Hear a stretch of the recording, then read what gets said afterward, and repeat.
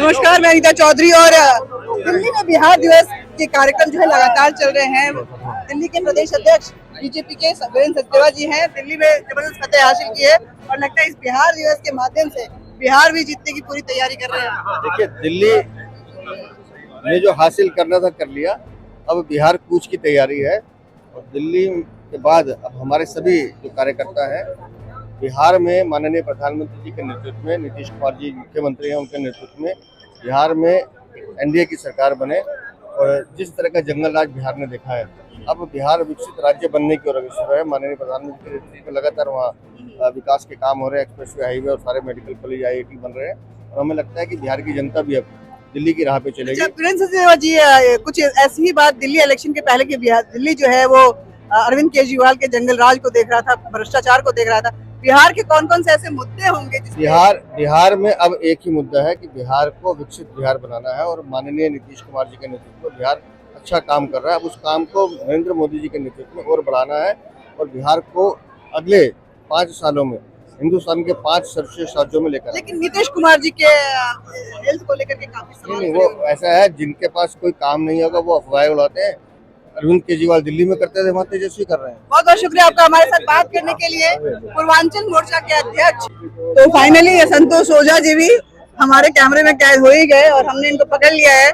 पूर्वांचल का ये कार्यक्रम आपने रखा जिसमें बिहार दिवस को लेकर के बिहार की सभी परंपराओं को, सभी संगीत शैली को और सभी उसकी जो सांस्कृतिक महत्वता है उसको दर्शाने की कोशिश की।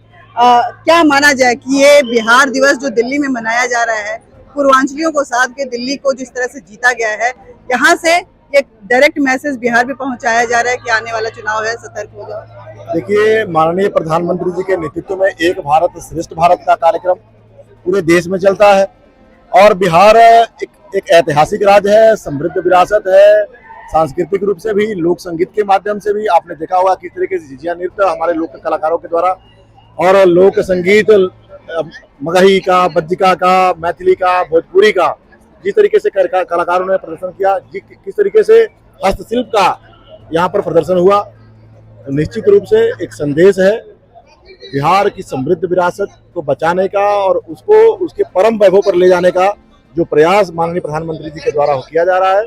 उसी के कड़ी में ये एक भारत श्रेष्ठ भारत स्नेह मिलन का कार्यक्रम पूर्वांचल मोर्चा दिल्ली प्रदेश के द्वारा आयोजित किया गया।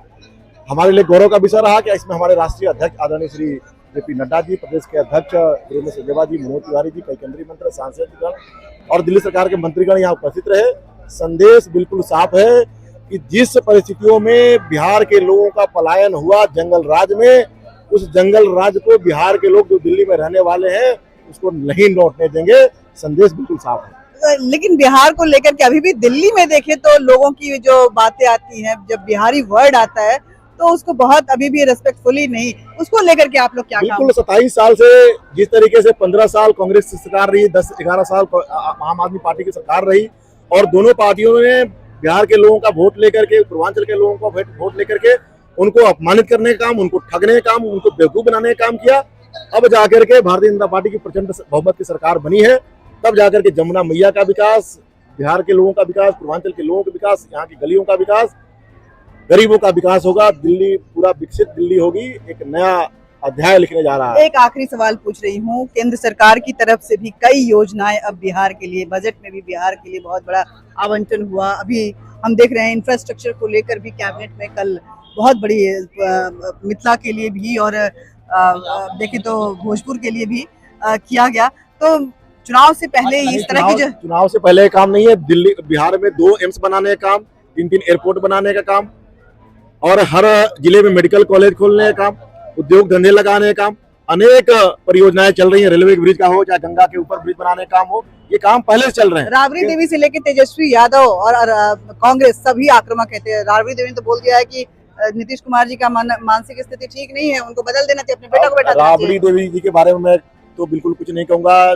जब उनके जंगल राज उनके हस्बैंड को भी देखा है, उनको भी देखा है किस तरीके से अपहरण होता था, किस तरीके से फिरौती मांगी जाती थी, किस तरीके से काम को नहीं होने दिया जाता था। और आज आपने नड्डा जी को सुना कि लोग कहते थे कि लालू जी कहते हैं कि रोड मत बनाओ क्योंकि अगर रोड बनाओगे तो पुलिस आ जाएगी।